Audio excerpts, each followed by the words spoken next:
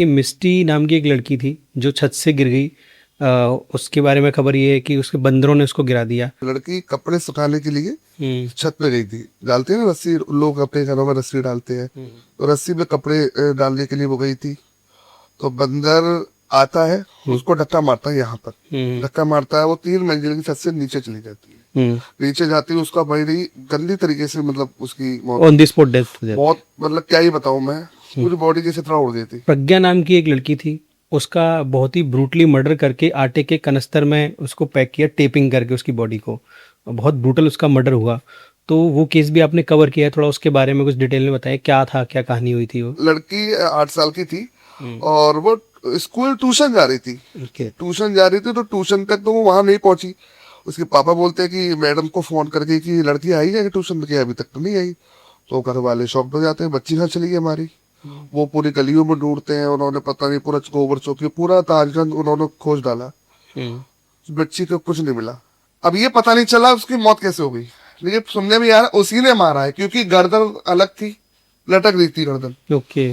पूरा फेस हरा था, नीला पड़ा हुआ था, हम्म। और ये हाथ पे कटे हुए थे। और टेप होता ना, उस टेप से कवर करके पूरा, हम्म। 5 किलो का जो आटे का कट्टा होता है घरों हाँ, में, हर घरों कनस्तर। में पाया जाता है कनस्तर, हम्म। उसमें जबरदस्ती ठूसने की कोशिश की। क्या हुआ था मानसी के साथ? हम्म। मरने से पहले वे लड़की नंगे पर भाग रही है घर से बचने के लिए। हम्म। लड़की का जो मानसी का जो हस्बैंड है, हम्म।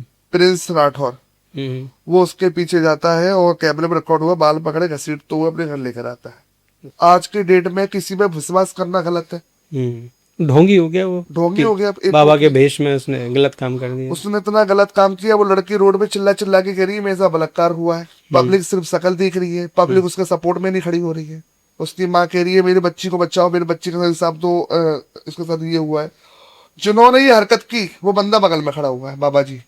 पाप और कलयुग इतना बढ़ चुका है, हम्म। हमें फिर भी बच के चलना है, क्योंकि हमारे कदम कदम में राक्षस बैठे हुए हैं। हमें संभल के चलना है, कौन हमें कब डुबाने की कोशिश करे हम्म। कुछ नहीं कह सकते।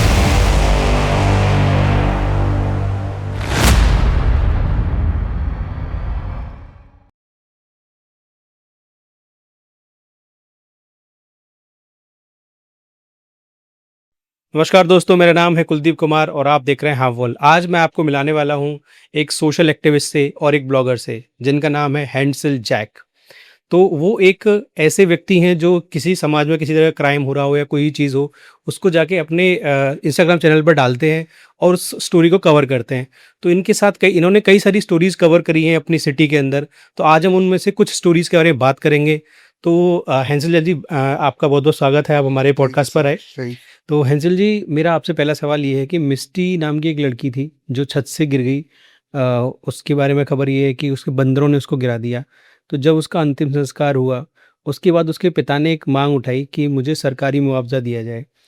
और ये केस किस तरीके से आगे चला और उसमें क्या-क्या हुआ, ज़रा इसे विस्तार में बता दीजिए?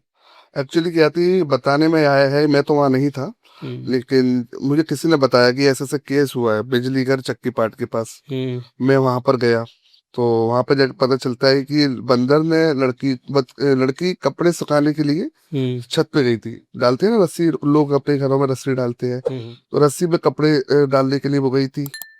तो बंदर आता है, हुँ। उसको धक्का मारता है। यहाँ पर हुँ। धक्का मारता है, वो 3 मंजिल की छत से नीचे चली जाती है। हुँ। नीचे जाते ही उसका बड़ी गंदी तरीके से, मतलब उसकी मौत ऑन हुई। द स्पॉट डेथ हो जाती है। बहुत, मतलब क्या ही बताऊं मैं, हुँ। पूरी बॉडी जैसे तरह उड़ गई थी। हुँ।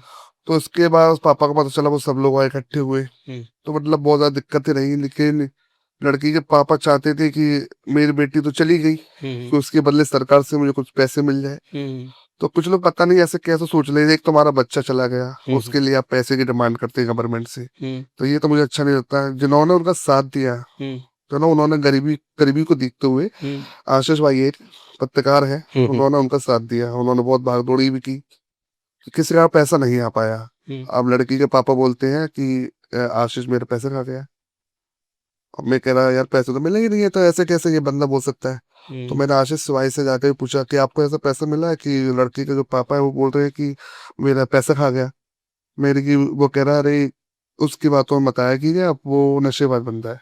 हुँ। मैंने की अच्छा, तो इसी चक्कर में इतना ही था। मैं गया वहां पे, एक वीडियो शूट भी की और काफी सारे लोगों ने देखा। उस बंदे जो आशीष है, उन्होंने इतना साथ दिया उनका, जो बंदरों ने गिराया उस बंदर को उठाने का उन्होंने कार्य किया, जैसे कि बंदर को गली मोहल्ले से पकड़े जाए। जैसे कि जो डेथ हो रही है, हत्या हो रही है मासूम बच्चों की, छत से गिर के या बंदर काट लेते हैं, कुछ भी कर देते हैं, तो उन्होंने बंदर को पकड़ने का अभियान चलाया। उन्होंने बहुत मेहनत की, पर ये भी असफल रहा। हुँ। अच्छा, मेरे पास मैंने एक और केस के बारे में सुना, प्रज्ञा नाम की एक छोटी, वो भी एक छोटी बच्ची थी, जी, जी, वो 8 साल की 8 थी साल की प्रज्ञा, बच्ची थी। ताजगढ़ गोबर चौकी का मामला है हाँ, ये। हाँ। तो वो अपने परिवार के साथ रहती है, उसके माँ-बाप हैं। उसका किसी कारण मर्डर हो जाता है।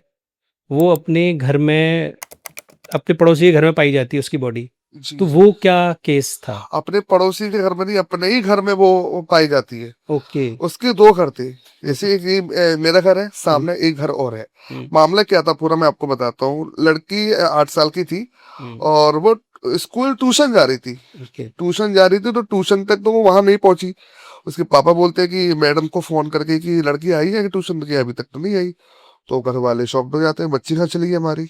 हुँ, वो पूरी गलियों में ढूंढते हैं, उन्होंने पता नहीं पूरा गोबर चौकी पूरा ताजगंज उन्होंने खोज डाला, हुँ, बच्ची का कुछ नहीं मिला। तो पुलिस के पास कंप्लेन लिखाने के लिए गई। पुलिस ने बोला 24 घंटे के बाद कंप्लेन लिखेगी, क्योंकि उससे पहले तो हो सकता है बच्चे घर लौट के आ जाए। हाँ, ये रूल है गवर्नमेंट का, हाँ, 24 घंटे के बाद ही आपको केस लिया जाएगा। मिसिंग वाला जो। हाँ, मिसिंग वाला। तो होता क्या है कि 24 घंटे बाद जब केस लिया जाता है तो पुलिस इन्वेस्टिगेशन करती है, और तो बच्ची नहीं मिली। कैमरे खंगाले जाते हैं, जब कैमरे में देखते हैं तो बच्ची घर से आई है और घर की तरफ गई है, उसी गली मोहल्ले में, हुँ, और कहीं नहीं गई है। तो ये तो डाउट क्लियर हो गया कि बच्ची आसपास ही कहीं और नहीं है। हुँ, तो होता क्या है, जो एक किराएदार था, उसका नाम तो मैं रिवील नहीं करूंगा, किराएदार था, वो एक नशेबाज था। हुँ, तो वो रहता कहीं और था। जो किराएदार था, लड़की की जो डेथ हुई है, उस लड़की के घर में ही किराए पे उसके माँ बाप रहते थे, जिसने डेथ की है।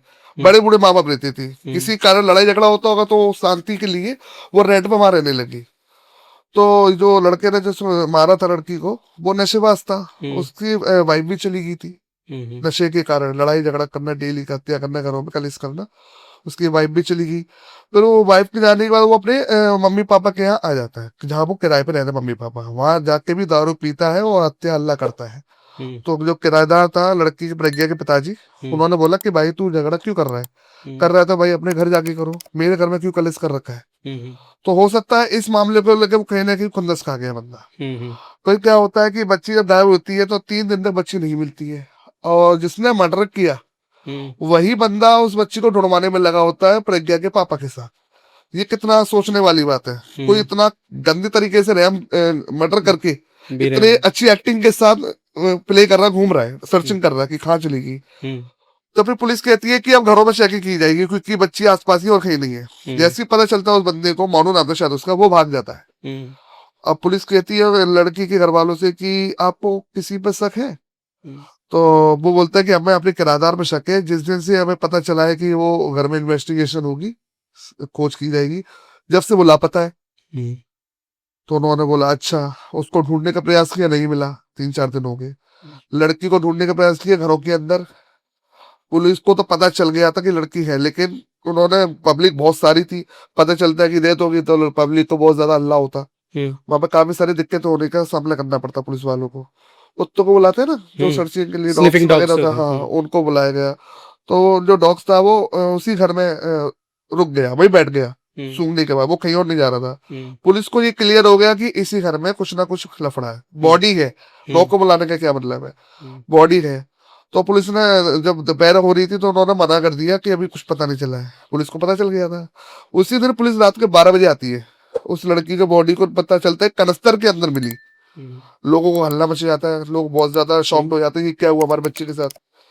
अब क्या मैंने होता है, सुना है कि बड़ी निर्ममता से उसको टेपिंग हाँ, वेपिंग ये भी करके बताऊंगा उसमें। मैं। हुँ, किया क्या था, जो नशेबाज बंदा था उसका दोस्त भी आया था घर पे, हुँ, उसी किराए था, उसके माँ बाप नहीं थे, हुँ, वो अकेला था। उसने अपने दोस्त को बुलाया, जो लड़की थी प्रज्ञा, उससे गिलास मंगाया, पानी का पाउच मंगाई ड्रिंक करने के लिए। हुँ, बोला सुनने में यही आया है, शायद हुँ, ये रियल है, मैं हुँ, गया भी था, मैंने सर्चिंग की थी। तो वो पानी का गिलास मंगाया, उसको, बच्ची को पैसे भी देता कि अपने लिए कुछ, बच्चे बेल जाते हैं ना कि हुँ, टॉफी कुरकुरी जो भी हुँ, आप ले लेना अपने लिए। हुँ, तो वो लेके आई, और अब वो दारू पी रहे हैं, जो लड़का दारू पी रहा है, उसी की किराए अपने मकान में वो बैठ के वो अपना कुरकुरे वगैरह खाती है, टॉफी वगैरह खाती है। अब ये पता नहीं चला उसकी मौत कैसे हो गई, ये सुनने में यार उसी ने मारा है, क्योंकि गर्दन अलग थी, लटक रही थी गर्दन, ओके। पूरा फेस हरा था, नीला पड़ा हुआ था, और ये हाथ पे कटे हुए थे, और टेप होता ना, उस टेप से कवर करके पूरा 5 किलो का जो आटे का कट्टा होता है घरों में, हर कनस्तर। घरों में पाया जाता है कनस्तर, उसमें जबरदस्ती ठूसने की कोशिश की, जबकि बॉडी उसमें नहीं आ रही, उसने दबा दू के कैसे भी करके उसमें पैक कर दिया। उस बंदे ने इस तरीके से हत्या की, और हम लोग वहां पहुंचे, मेरी टीम पूरी वहां पहुंची, ब्लॉगर टीम, हम लोगों ने वहां देख के वीडियो वगैरह बनाई, वहां के लोगों ने देखा, तो उन लोगों को भी अच्छा लगा कि हमारा मैसेज लोगों तक पहुंच रहा है। उनकी डिमांड थी कि एनकाउंटर किया जाए, क्योंकि इस मामले में बच्ची के क्या कसूर था, किस तरीके से उन्हें हत्या की, तो उनका कहना भी हमने सही सुना बात है कि था। उसका एनकाउंटर हो सका। उसका एनकाउंटर कर दिया गया है, अच्छा अच्छा और इंसाफ मिल गया है बच्ची को। अच्छा। हैंसल जी, मानसी नाम की एक लड़की थी। उसका बहुत ही ब्रूटली मर्डर करके आटे के कनस्तर में उसको पैक किया, टेपिंग करके उसकी बॉडी को, बहुत ब्रूटल उसका मर्डर हुआ। तो वो केस भी आपने कवर किया है, थोड़ा उसके बारे में कुछ डिटेल में बताइए, क्या था, क्या कहानी हुई थी वो? मानसी के साथ एक्चुअली क्या है, मुझे खबर पूरी अच्छी तरीके से नहीं पता थी। हम्म एक बंदा है आगरा का छोरा, पेज का नाम है, ब्लॉगर है आगरा का, उसके बाद मैसेज आया था कि भैया हमारी कोई नहीं सुन रहा, आप लोग आइए और वीडियो वगैरह बनाइए, तो अगली हमारी बात सरकार तक, आप लोग पब्लिक तक पहुंचे, पहुंचे। जो हमारी सपोर्ट में लोग खड़े हो। हम्म तो उसने मुझे बुलाया, हम्म हम 3 के लोग सारे पहुंचे, शफीक भाई और दीपांश, आगरा से कनेक्शन, हम तीनों लोग मानसी के घर पहुंचे थे। वहां पहुंच के पता चलता है कि दहेज के कारण हत्या की गई है, पर ये मुझे क्लियर नहीं पता था कि ये दहेज के कारण ही की है, कोई और वजह है ये तो नहीं पता। लेकिन जब मैं वहां पर गया, उन्होंने उनसे मेरे पूछताछ की कि ऐसा क्या मामला रहा कि 3 महीने हुए थे शादी को, सबसे बड़ी बात, 3 महीने के अंदर दहेज मांग लेते हैं, और 3 महीने के अंदर गला घोट के तो नहीं, फांसी का वो बताया गया था। अगर फांसी होती तो गर्दन में निशान होते ना, या रेड कलर का वो था निशान, तो इस तरीके से दबाने के दोनों हाथों से मारने की कोशिश की गई, या फिर लोग बोल रहे हैं कि फांसी लगाई है, पता नहीं मामला पूरा क्या है। तो क्या कहते हैं, लड़की के जो घर में, मानसी के परिवार वाले कहते हैं कि दहेज के कारण मारी गई है। एक कार की डिमांड थी और 2.5 लाख रुपए की डिमांड थी। उन्होंने पहले काफी सारी डिमांड पूरी की, अब उनके पास इतना पैसा नहीं था, वो उनके लड़के के घर वाले की डिमांड पूरी कर सके। तो इस वजह से अब कैमरा, सीसीटीवी कैमरे में भी देखा गया, मरने से पहले ये लड़की नंगे पर भाग रही है घर से बचने के लिए। लड़की का जो मानसी का जो हस्बैंड है, प्रिंस राठौर, वो उसके पीछे जाता है, और कैमरे में रिकॉर्ड हुआ, बाल पकड़े घसीटते हुए अपने घर लेकर आता है, क्योंकि वो घर से बाहर भागी होगी, घर से बाहर वो बचने के लिए भागी थी, बचने के लिए भागी थी, या कोई और मामला था, ये अभी तक मुझे क्लियर से नहीं पता। क्योंकि जब मैंने वीडियो डाली है, तो लड़की के घर वालों का मेरे पास मैसेज आ रहा है कि आप गलत दिखा रहे हो, लड़की गलत थी, और आप हमारे नहीं सुन रहे हो, आप उनको सुन रहे हो, आपने उन्होंने आपको पैसे दिए होंगे, पैसे खिलाए हैं, आपको कितने पैसे चाहिए, आप मुझसे पैसे लीजिए। मैंने उनको हाथ जोड़े, भैया मैं पैसे के लिए काम नहीं करता, मैं समाज के लिए काम करता हूँ। वो लोग सामने हैं मेरे, वो जनता के सामने, पुलिस के सामने वो अपना बयान दे रहे हैं कि आप लोगों ने ये किया है, आप लोग क्यों भाग रहे हो, आप लोग सही हो, आपके पास प्रूफ है पूरे, तो आप सामने आके बात कीजिए ना। आप लोग भाग जाते हो, मुझ पे ऐसे में आप बात करते हो कि आप ऐसा मत करो। भाई मैं नहीं करूंगा, मैं वीडियो नहीं डालूंगा, और जितने भी लोग जो न्यूज रिपोर्टर हैं और भी ब्लॉगर है, वो जाके डाल रहे हैं, आप उनको रोक लोगे? भाई वो तो तुमने, मैंने तो एक मैसेज पहुंचाया है कि इस तरीके की हरकतें भी जो होती काम है। मीडिया का है वो आपने किया है, जो मीडिया का काम वो मैंने किया, मीडिया वहां तक खैर नहीं पहुंच पाई, हमने उस मैसेज को पब्लिक तक पहुंचाया, योगी सरकार तक पहुंचाया, आगरा प्रशासन तक पहुंचाया।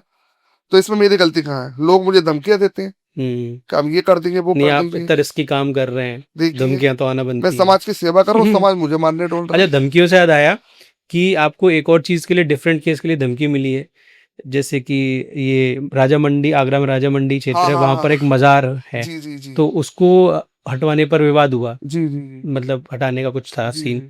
तो उससे रिलेटेड भी आपके पास काफी धमकियां वगैरह हैं, तो वो क्या केस था बताइए केस ये था कि हमारे एक मिलने वाले हैं प्रीति राठौर, वो बीजेपी से जुड़े हुए हैं, और एक और नेता थे शालू पंडित करके, कुछ मुझे पूरा नाम नहीं पता, वो भी एक नेता ही है। तो वहां पर लड़ाई झगड़ा चल रहा था मजार को उठाने के लिए, कि मजार हटनी चाहिए, और मेट्रो के कारण जगह छोटी हो गई है, अब लोग आएंगे जाएंगे, एक्सीडेंट होगा। बिल्कुल बिल्कुल। तो मैं तो नहीं कहता और सेफ्टी वाइज, हाँ, मैं ये नहीं कहता कि आप मजार हटाओ, आप हटाओ मत हटाओ, मुझे कोई दिक्कत नहीं है, मैं तो बगल से निकल जाऊंगा, मेरे लिए रास्ता बहुत है। हम्म पब्लिक को दिक्कत हो रही है, पब्लिक बोल रही है, हम्म लेकिन मैंने वहां की एक वीडियो शूट की हम्म और मैंने ऊपर लिखा था मजार उठाने पे हुआ विवाद।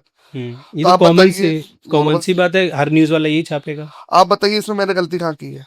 कोई गलती नहीं, आप तो बस न्यूज़ बता रहे हैं, मैं बता रहा घटना हूँ कि बता रहे हैं। हटाने के प्रयास किया जा रहा है और वहां से हम्म मुझे कुछ मोमडन लोग, मुसलमान लोगों से धमकियां मिलती है। हम्म ये ब्लॉगर तुझे जान से मार देंगे, तू स्टेप की वीडियो मत डाल, तू इस तरह के हाईलाइट कर रहा है।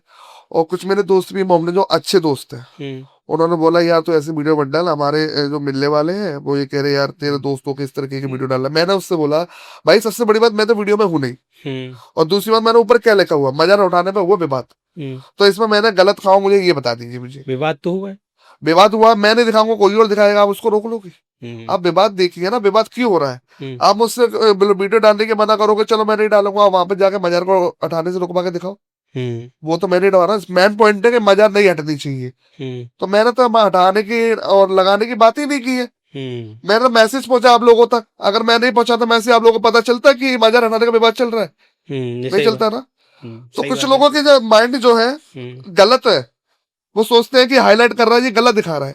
आप मेरे पेज पे जाके देखिए, हम्म यीशु मसीह और अपने जाटव भाई हम्म और आपके राम को मानने वाले बजरंग दल हम्म और काफी सारे नेता है, हम्म और सबका मेरे पेज पे सम्मान है। मुसलमान भाई जब अभी रमजान चले थे, मैंने हम्म रमजान की वीडियो डाली, और क्रिसमस आया था 25 दिसंबर को, मैंने चर्च की वीडियो डाली। हम्म तो मैंने तो किसी का विरोध ही नहीं किया, मैं तो अपने पेज पर हर किसी का सम्मान कर रहा हूँ। तो हम्म आप लोग मेरा सम्मान क्यों नहीं करते? आप मुझसे ये नहीं कह सकते कि मैं आपके खिलाफ खड़ा हूँ। हम्म आपके खिलाफ कोई नहीं खड़ा, आपके संग कोई नहीं खड़ा, तब मैं जाके खड़ा होता हूँ, रिस्क लेता हूँ, आपकी आवाज बनता हूँ। तो सही बताइए मैं बात है। कहाँ गलत हूँ? कुछ लोगों की मानसिकता है जो मतलब नहीं सोच पाते कि मैं सही कर रहा हूँ गलत, लेकिन अच्छे लोग भी हैं, लेकिन अच्छे अच्छा कम है, बुरे ज्यादा है। अच्छा, ये महिलाओं पर जो अत्याचार हुए हैं, छोटी छोटी बच्चियों पर अत्याचार हुए हैं, ठीक है। और आजकल अभी कुछ दिन पहले, 2-3 दिन पहले का ही केस है, राजस्थान की एक लड़की ने अपने हस्बैंड का मर्डर कर दिया, ठीक है। और वृंदावन का कोई एक केस है जिसके अंदर एक, मतलब ढोंगी बाबा कह लो, उसको क्या कह लो, उसने अपनी हवस मिटाने के लिए शायद किसी लड़की को जूस वूस में कुछ नशा मिला के साथ गलत काम किया है। तो बात वो पूरा शायद आपने कवर किया है। मैंने कवर नहीं किया, मैं कवर हम्म, करने के लिए वहां पहुंचने वाला था अच्छा, मथुरा में। ओके। मेरी बुआ रहती है मथुरा में, मैंने हम्म पूछा बुआ से कि ये पूरा मामला क्या है मुझे बताओ, और हम्म ये जगह कौन सी है, मैं हम्म कल ही पहुंचता हूँ वहाँ। हमारे एक शफीक भाई है, मैंने उनको रात को ही कॉल किया ग्यारह हम्म बारह बजे, शफीक भाई हम कल ही चल रहे हैं हम्म और उस कबर को कवर करेंगे और जो भी मामला है उसको सच्चाई को सामने लेकर आएंगे। हम्म उन्होंने मना नहीं किया, जबकि वो मुसलमान है, हम्म उन्होंने हाँ किया। वो एक ऐसे मुसलमान है जो मेरे लिए हर चीज के लिए खड़े रहते हैं, मैं जहां भी जाऊं मेरा बहुत सपोर्ट करते हैं। सही बात। उनसे अच्छा तो मुझे कोई नहीं लगता, और मुसलमानों की मैं बात करूं सबसे बेस्ट लगते हैं मुझे। नहीं, फ्रेंड इज फ्रेंड, फिर वो धर्म नहीं देखा जाता धर्म ना। में और कुछ लोग ऐसे जो मुस्लिम लोग हैं, मैं विरोध नहीं कर रहा, एक बात कह रहा हूँ, जो हम्म प्रसाद नहीं खाते, हाँ हाँ जो समाज के लोग प्रसाद नहीं खाते, हम्म उनको कोई प्रॉब्लम नहीं है, वो मेरे साथ टेम्पल भी जाते हैं, हम्म वो मेरे साथ चर्च भी जाते हैं, वो मेरे साथ दरगाह भी जाते हैं, वो प्रसाद भी ग्रहण करते हैं। हम्म तो ये तो हुई भाईचारे वाली बात। हम्म उनके अंदर किसी भी प्रकार को विवाद नहीं है मन में कि ये हिंदू है, या कुछ लोगों के अंदर है, मैं सबकी नहीं कह रहा, कुछ लोगों के अंदर, और जो जिन लोगों के अंदर है उनको पता चल रही है कि मैं किनकी बात कर रहा हूँ, सही बात। है ना। मथुरा में क्या होता है कि लड़की है 17 साल की, हम्म कहते हैं ना कि बाबा के पास जाओ समस्या हल हो जाएगी। कोई कहता है कि चौकी रख दी, कोई हम्म कहता है कि मेरे ऊपर कुछ गलत भूत आ गया, भूत चढ़ा दिया मेरे ऊपर, कोई जादू टोना करके। जादू टोना कर दिया। तो वो लड़की शायद इसी कारण के लिए वहां गई होगी, हम्म 17 साल की थी। उसे बाबा जी ने बुलाया, उसने बाबा जी ने बोला गर्मी लग रही होगी तुम जूस पियो। हम्म बाबा का नाम भी नहीं पता मुझे, मुझे जानना भी नहीं है। हम्म बाबा ने जूस पिलाया, लड़की नशे में हो गई, हम्म नशे में हो गई या बेहोश हो गई, शायद बेहोश ही होगी, जब उसे पता नहीं चला उसके साथ हुआ क्या था। हम्म वो उसके साथ वो रेप किया गया हम्म बाबा ने, जो बाबा को भगवान माना जाता है, हम्म वही बाबा ऐसा काम करेंगे तो कैसा लगेगा। आज की डेट में किसी पे विश्वास करना गलत है, ढोंगी हो गया वो ढोंगी कि हो गया एक बाबा के टोटली। भेष में उसने गलत काम कर दिया। उसने इतना गलत काम किया, वो लड़की रोड पे चिल्ला चिल्ला के कह रही है मेरे साथ बलात्कार हुआ है, हम्म पब्लिक सिर्फ शकल देख रही है, पब्लिक उसके सपोर्ट में नहीं खड़ी हो रही है। उसकी माँ कह रही है मेरे बच्ची को बचाओ, मेरे बच्चे के साथ इंसाफ दो, उसके साथ ये हुआ है।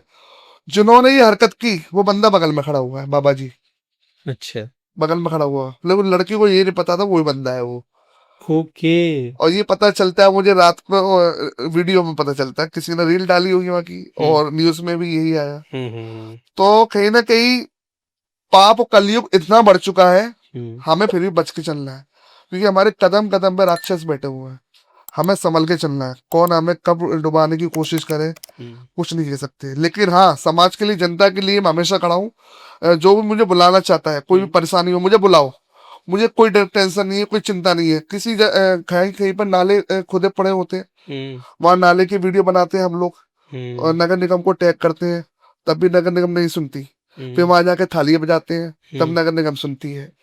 शांति से काम करते हो तो ज्यादा बेस्ट है ना, हल्ला मचाने की क्या जरूरत है। सही बात, सही। तो कुछ चीजें ऐसी हैं, कुछ लोग कहते हैं लातों के बातों से नहीं मानते, तो कुछ चीजें हमें ऐसी भी करनी पड़ती है जो नहीं करनी चाहिए। लेकिन कुछ चीजें जो करनी पड़ रही है वो अच्छाई के लिए करनी पड़ती है, तो वही हम लोग करते हैं, समाज की सेवा करते हैं, और हमें कुछ नहीं चाहिए समाज से। अच्छा, आप समाज की सेवा करते हैं, आप इतने सोशल जो भी क्राइम्स होते हैं वो कवर करते हैं, तो आपको मैंने जब भी आपके ब्लॉग वीडियोस देखे हैं तो आपको हमेशा एक लोअर और एक टी शर्ट और एक बैग में देखा है जिम वाले।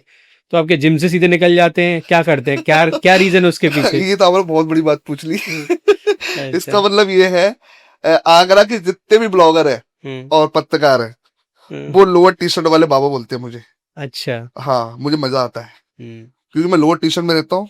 आपको जो बोलना बोलो, आई डोंट केयर, मुझे कोई परवाह नहीं, कोई चिंता नहीं मुझे। अच्छा, रीजन क्या है इसके पीछे? आप रीजन उसी ये ड्रेसअप है, में रहते हैं आप?